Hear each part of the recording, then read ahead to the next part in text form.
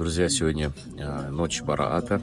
Это по мусульманскому календарю одна из значимых ночей, где у людей могут исполниться желания, молитвы. И в эту ночь желательно провести в духовных практиках и молиться Всевышнему об исполнении своих меч-желаний.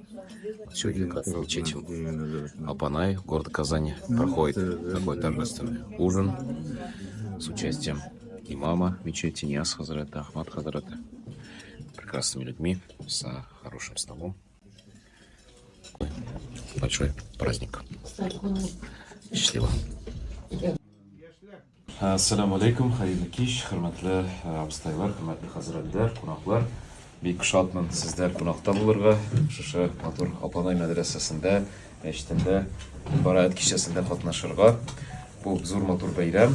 Безнең инде халкыбыз, әби-байлар аны гомер-гомергә билгеләп үткән, дуалар кылып, Аллаһ Тәгаләдән шундый үзләренең теләкләрен теләп, шушы кичәне шундый дәрәҗәдә матур бу мәчеттә дә үткәрәләр, Аллаһка шөкер.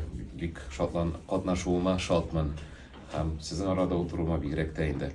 Аллаһка шөкер, Алпанай мәчете, мәдрәсәсе матур эшчәнлеген алып бара.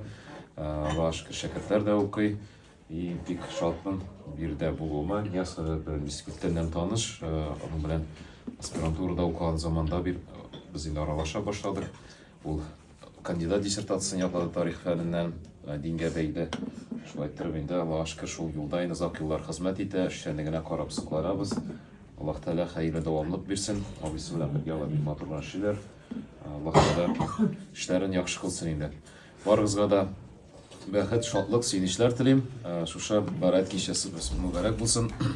Киләчәктә дә матур очрашуларда шулай күрешергә, шундый изге юлда бәхетле яшәргә насыйп булсын.